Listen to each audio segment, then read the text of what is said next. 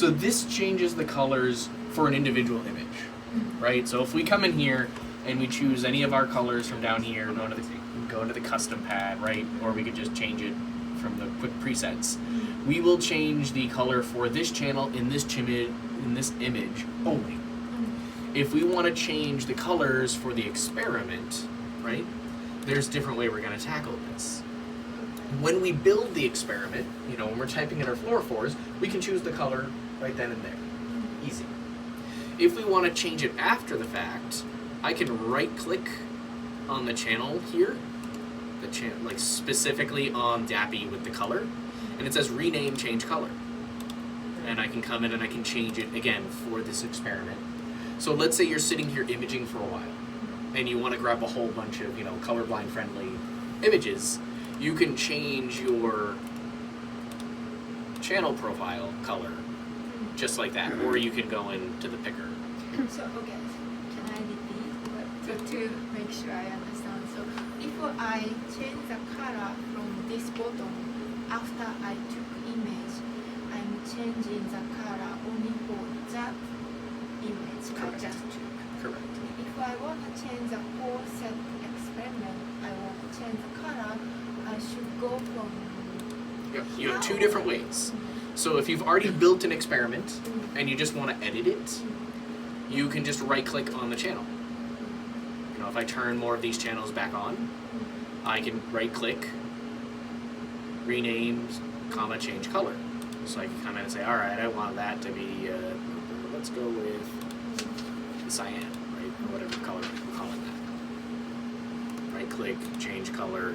Let's make this one white. Or I can go from experiments. Yep. So we can, there's a variety of different ways to skin the proverbial cat here. So if I go and edit, I can, right-click on a channel settings, and I can change the color. Okay. Right? Yeah. So, but for example, even if I just right-click, change the color, but so even if this is a cyan, but which is cyan? I mean the exact.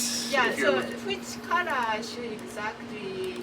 For colorblind, I don't have any preset options, unfortunately. Okay. Yeah, for example, you might want to check the literature on that one. Yeah, but this is so there are several. You can choose even green. I can choose several green. So what? There any? The only other way that I would think to do this here is we have these tools right here. So you could go get the HTML color code, I suppose, if you want to go that picky. But that's the only other way that I know. Because otherwise, I would just pick from a preset color. Okay, close enough. Yeah. I see. So another question, is after last time I actually changed the color by myself, and then I was going to export the image to, although you explained me how to just screenshot works. Yes. But at that time, I was actually exporting the image to change it to TIFF file by myself. Okay. And then I just realized, for paper, in addition to color image, I wanted to have each like a black and white image. Okay. And then I forgot how to do, but if I want to change to black and white, let's say I chose a yellow color image, change into black and white. So yellow image, like a cat, somehow like a, because catching red and then blue, original red color and green color, both of them together. Right.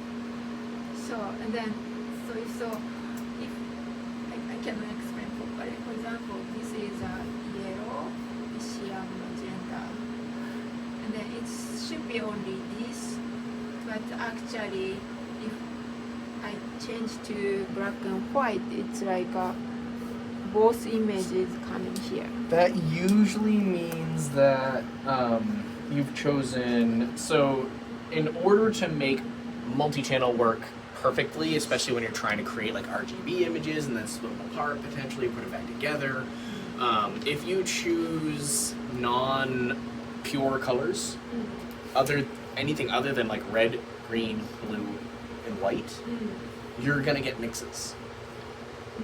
Because they don't exist correctly. I had a customer over at Harvard who ran into the same problem. Somebody had changed the blue on their DAPI channel for like just a couple of pictures to the slightly off blue, and it messed everything up because now blue was showing up in places where it shouldn't, because when you convert it into a color image, it causes all sorts of problems.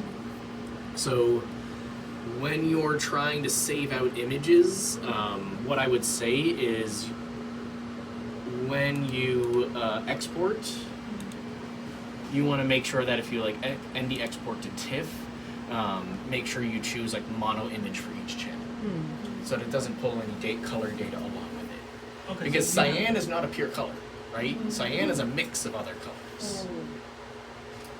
So we have to do the mono image, because earlier I was doing the RGB ones. Sorry, so I will. Can you just clarify once again what was the problem? Because I was doing always the RGB one.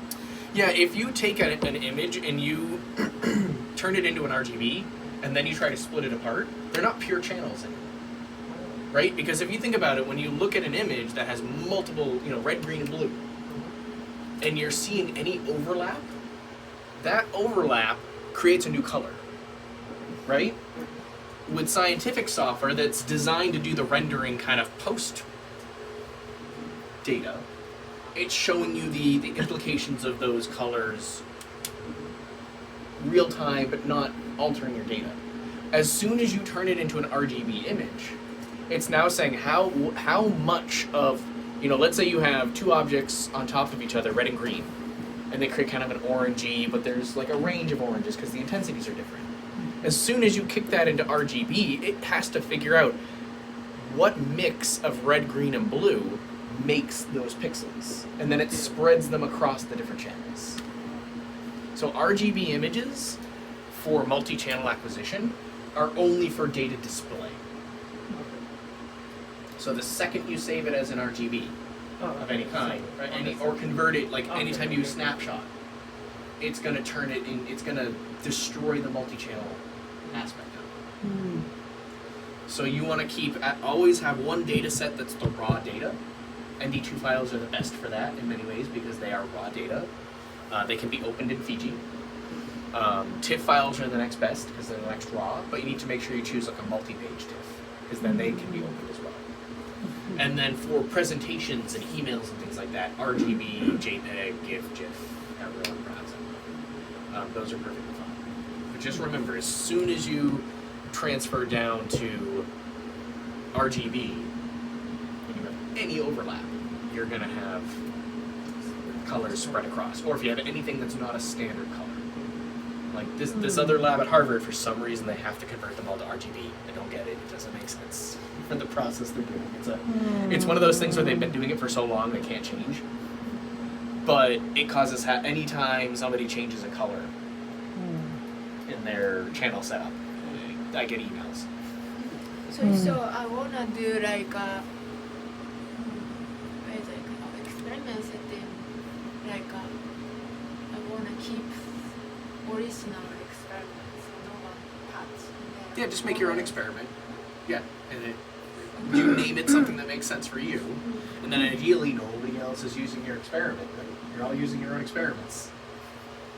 But how, if I mess up, how do I know this color is original RGB? You can look down at the channel tabs. The channel tabs are always going to kind of tell you what color it is.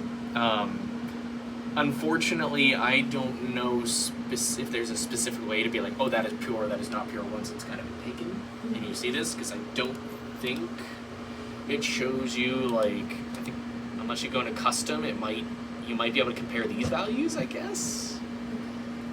So Because I will probably not notice like if someone changes the green, little bit of green or I mean, as long as you keep it as a multi-channel image, it shouldn't even matter. Like, I don't have this discussion with 99% of researchers. As long as you treat it as a multi-channel image, I wouldn't even worry about it. Shouldn't even be a concern. It's only when you convert it to an RGB image for showing on like a paper or a presentation or something like that, where this problem starts to crop up typically. Okay, so you're saying if I do picture, overlay picture, if I show my overlay picture, even if I change the color, it doesn't matter. Correct. And then only I need to be careful if I want to show each channel to my black. Yeah, so what I would recommend, like, if you're gonna do individual channels, so let's just go ahead and open, somebody's got some data here, all right? So let's say I want to show this as a beautiful merged channel. I also want to show it as individual frames as well, right? A couple ways we can tackle this is, one, I can get my merge, boom, with the snapshot. Then I'm gonna go back to my original, and now I can switch to my individual channel. I can turn my pseudo color off. Now it's black and white. And I can just repeat that step. Each of these. Now I have 3 snapshots, easy to work with, RGBs, don't have to worry about bit depth, anything like that. I see, rather than exporting and then clicking one image for each channel. Yeah. Just shoot color and then. So if you want to build your own figure, that's the best way to do it. If you just want all of them together like this, you want a figure that's kind of pre-built. So I toggled the multi-channel, the channel split, as you called it, and then I made sure to select the all, because if you have something other than all selected, you're going to get the red border. I'm going to guess you don't want the red border in your picture. I'm just going to hit X again, and now it's its own snapshot. The figure's already built for you. Nice. Okay? Can you do this here, or can you change Can I- the order? You would have to change the order of the way the image was. Oh, I see. Yeah, I don't have a way to change the specific order after it's acquired. So the best way would be then to use the snapshots that we built.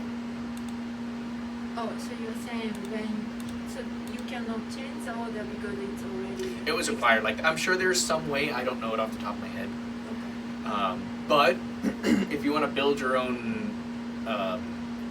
figure, well, one, I showed you that this one, if you're okay with the order, perfectly fine. We could take these 3 and we could kick them out to something else and build them. Or, if we go to edit, create montage, I can come in here and I can say, give me 3 columns, 1 row, and then I'm going to choose my first one. And we could use the raw data for this too, I suppose. We could have split out the channels manually and kept raw. Doesn't matter. And then I can go give me 1, or actually in this case you wanted 2 and 1, right, like that, right? Can I take your clothes? Sorry. I'm so sorry. It's okay, no worries. And then I can click OK, and it makes me a nice little figure. Although it turned on the intensity measurement tool for some reason. I feel I was. This is smart. Okay, so that's the edit, create montage. And you can do more than that. You could also do like, hey, if I wanted to have intensity profile data, let's say. It didn't pop up the data there because we didn't look at it and do anything. But you can build graphs in here as well. So I actually have done for a couple people where they had calcium sensitive dyes that were changing over time, right, in the image. And you can build a movie of the image pulsing and the graph building as it pulses, which is neat with that tool. So we won't go too far down the rabbit hole on that one. do this zoom in. After I take picture, for example, only I wanna zoom in here like this. Like that? Oh, and then just absolutely. take picture. So Yep. it's a create montage also I can do like this. Create montage is only one way. That's a great question. Hold on, I just want to get this intensity line off. There we go. Annotations. So if we zoom in, that's a fantastic question. Let's find out.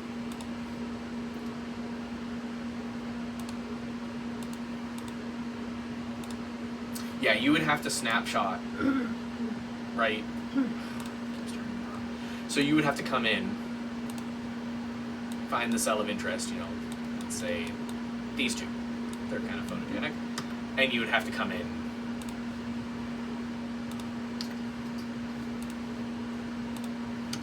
And make those, and then you can montage them.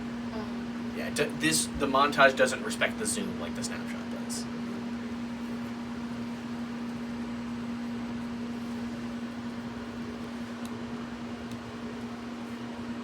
Okay. Alright.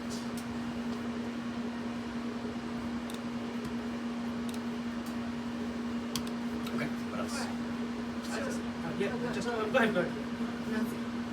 So I just have a question. So like, maybe I was not there in earlier like training. So when you take the pictures and the auto signal, I think that's the best one. So take the normal picture, the first one, the auto signal. Which one? Yeah, this autosignal.ai. Yeah, that I should take the pictures. But That's a really good starting point. okay. But if you're unhappy with the settings, you can change it. Okay. So change like what kind of other? So it kind of depends on your sample. Is it sensitive? Because especially if you know your sample is going to bleach quickly, you want to minimize laser as much as possible. Yeah. Minimize your averaging. Minimize your dwell time. So right now you're on Galvano, so this is going to be slow. Technically higher resolution in some ways. You'll notice that we Nikon imaging specialists and confocal specialists, we almost never touch Galvano if we don't have to. We'll do most of our work on resin. But do you think like the Galvano one gives a better picture? Like It depends on the settings that you set up. Because when I was doing the resonant one, rather than when I just changed to Galvano, it was more like The overall quality between the two, if you go up to 8x averaging on the resonant, you'll still be faster than the Galvano with basically the same quality image. So it really depends on what you're doing. The denoise.ai is the thing that it really makes the resonant work at lower averagings and allows you to have pretty much the same quality image as Galvano. So yeah, we always want to minimize laser power whenever possible. As little laser power as possible is always best. But at the same point, as little gain as possible is also best. So you're gonna find a balancing act between how much laser you have to push, how much gain you have to push. So we want to push the laser down and the gain down, but we're gonna emphasize typically pushing the laser more and then pushing the gain up a little bit more. It's because when you use gain on a system like this, you're actually applying more voltage to the detector. The more voltage you apply, the more noise you'll get. So you'll get more. The more gain you put, the worse the image will look. So it's going to be a kind of a balancing act. When we're imaging, we don't have a sample on there right now, but maybe you've noticed that there are 4 colored boxes right here. That's the signal to noise ratio indicator for each channel. The more red that little square is, the worse the signal to noise. The more green it is, the better.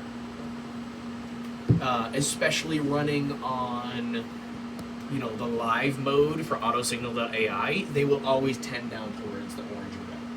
Because live basically says, my sample is fragile, tolerate a higher noise profile to save my sample. Whereas if you go into the settings here and you choose like the fixed robust, it's going to try and get the best signal to noise ratio possible, allowing the maximum laser possible as well. So you'll do the most damage. You will do more damage on Galvano, always, because you're going to sit on those pixels for longer. Whereas the resonant scanner is sweeping back and forth very fast. So the resident scanner is always going to be more genuine. So if old signal and then if color was orangish to if it's not green, should I try to find that? It depends, right? You have to know your sample. Because if you are getting usable data and it's in the orangish, that might be okay, especially if you try to push it towards the green and your sample just tanks. You just start losing your intensity. That's why I always try and talk more in guidelines than rules. Because if I come in here and say, do this, always aim for this, you're going to be very unhappy campers because there's going to be lots of scenarios with samples where you're like, I can't get one. You've got to be able to find that kind of balance between these different things. If I had, like, if we could just have a one-click button that did everything, that's what we would give you guys. We don't want you guys to have to spend any more time doing this than we need to, which is why the AutoSignal.ai is great. So if you're finding that the AutoSignal.ai on LiveFragile is just not forgiving enough, but the fixed is worse, try the medium.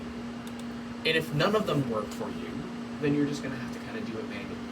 So if you know that your sample is very, very sensitive, the AutoSignal Live is usually like a really good starting point, and then you can tweak from there. And I think we talked a couple times about using the time measurement tool as well to watch our signal and see if it drops. Do we want to throw one of my samples on right now? We want to throw one of your samples on right now? Before that, I have a Okay. question. Sure. So in the future, or today, we are culturing organoid, and then some organoid is live organoid is in the matrix. Okay. So can we take a 3D picture in the matrix? It depends. I mean, how deep. And I'm assuming this is a plate or at least a like a multi-wall chamber slide or something like that. Like- Usually plate, but the question is we can do, or if we can do we should use culture plate is okay, or we should plate on glass board. We would always say whenever possible use glass. Because Even any though- plastic, even optically thin plastic, is going to disperse the signal more, and you're not going to get a great three-dimensional, especially if your goal is three-dimensional, you will get a very stretched organoid, because the plastic just doesn't behave like glass. Glass will always be better. Then, depending on how deep into the matrigel your organoid sits, is also going to dictate things, right?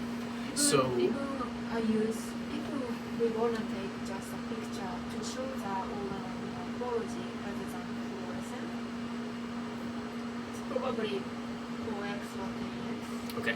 So, but still glass is much better. If you're just taking a single plane, plastic is going to be okay. But, 4X would allow you to kind of run the gamut of just like optically thin to non-optically thin. It'll probably do okay, not great with like a standard plate that has a thick bottom. But the second you step to 20 and beyond, you're not going to be able to image properly. 20X has a working distance of 800 microns, and this one is... Oh, you can take Yep, the- so if you hold your cursor over, see that WD? That's working distance.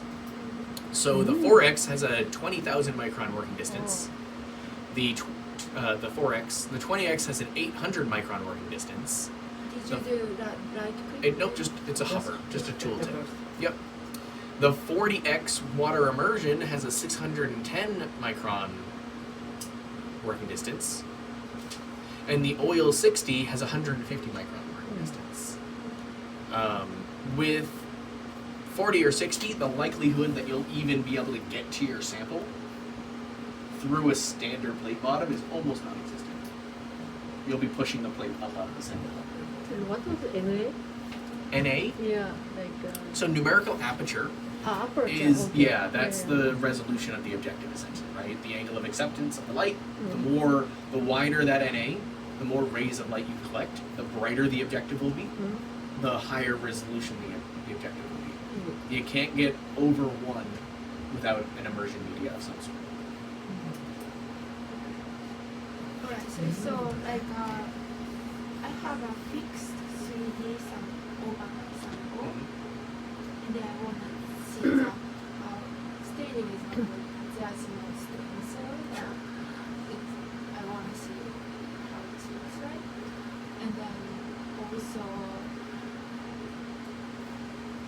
have a culture of organoid. I don't want to take so long from short incubator, but if We could take a quick look at it. quickly Yeah. how it looks like. Yep. Or You guys have the multi-volt plate holders. That's fine. In the future, you know, if you're doing these organoids and you need to work on them in a more live fashion, we do have like stage top incubators that can be added to the system, or full cage incubators if you need longer term. How much are those? How much? Just A stage top is oftentimes around, and don't hold me to any of these numbers. This is more Madison's territory. Numbers. but just Like roughly. 20 grand, 25 Oh, grand, okay. 25K Uh-huh. for a stage top. Maybe more for an enclosure. The upstairs one, when I used to use the other they used to have this chamber, so especially for the live cellulose. Yeah. So the chamber is 20K. Yes. Uh-huh. And Well, then the more the stage simpler top. one. The stage top is around 20K. Oh, and The chamber, usually you have both essentially in a chamber, especially if you're doing gas control. You have one right in here to do the gas, the fine-tuned gas control and humidity, and then you have the whole chamber to regulate the overall temperature. it's gonna It's be much more much. stable long term. So typically this alone It's 10. is hours to overnight. Oh. The whole chamber, days. The whole chamber is way more expensive. Yeah, it's gonna be a bit more expensive. It's not gonna double Like or triple 100K price. or- But I don't have chamber prices off the top of my head. do you, so I'm taking full one. Do you have the zebrafish? Or I do have some zebrafish, but they're a little older. I'm like, let's see. so you so after you eat, you will do zebrafish too. You will do zebrafish. No, there's someone else. Like someone else in our lab will be doing zebrafish after I leave. Okay. So not Josh though, someone else. Okay. Yeah. And then, so do you wanna also check your proposal or? No, no, it's fine. You can look at Okay. it. Okay, you can take yours. Just hold yours. So how does the AX and this one differ? Like, So the AX is because using, I find it hard to get pictures with this one. Is there anything else? we'll go over this one as well. So Okay. the AX is using the detector that's right here. Yeah. This is a traditional PMT, photomultiplier tube detector unit. There's 4 channels. You can image them all at the same time, in groupings or individually. So this is the way we've traditionally imaged. The NSPARC uses this detector. And what it is, it's called a SPAD array detector. So it actually takes the pinhole, it takes this out of the equation, and it even takes the pinhole out of the equation here. And what it does is it takes the light that's coming back from here, single point, and it spreads that light to hit this small 5x5 detector. So it's 25 pixels. Each point of light technically represents a single spot in space, right? So, but when it comes out, it diffuses, just like a point spread function, right? And what we can do is with the NSPARC detector, we can apply that Gaussian pattern onto the detector. Then because each is its own pixel, we can reassign each of those points back to its original point, which allows us to go past the physics barrier, right? So the NSPARC is super resolution. Allows us to essentially go twice the diffraction limit, maybe more, of the objective. So on paper we say around 100 nanometer resolution rather than 200, based on the 60x and green wavelength. We have gotten past that before. It depends on the sample, how clear it is, how thin it is. This detector is also far more sensitive than the detectors in here. It's basically twice the sensitivity with almost no noise floor. One thing that I realized after we finished our training session last time was that there was an alignment that was not showing up for the NSPARC as being not aligned. So I did fix that. We were getting weird doubleting and it just didn't look good. That should be fixed now. Oh, okay. So Oh. the auto alignment tool that was supposed to be taking care of that was not working. How did you And fix it? I already don't even worry about it. Eh? Don't worry about it. I- It's an alignment thing that you guys don't do. Oh, no, but like on software It's or on it was a setting in the system. More Yeah, physical? again, it's fixed. The The short answer is like it's nothing you guys even need to worry about concern. It's, it's nothing you guys can mess up Okay. unless you really start digging into the software. So, all right, let's go ahead and throw. We're See gonna. the 60, so this side. Okay. So but I put the spacer Oh, just okay. don't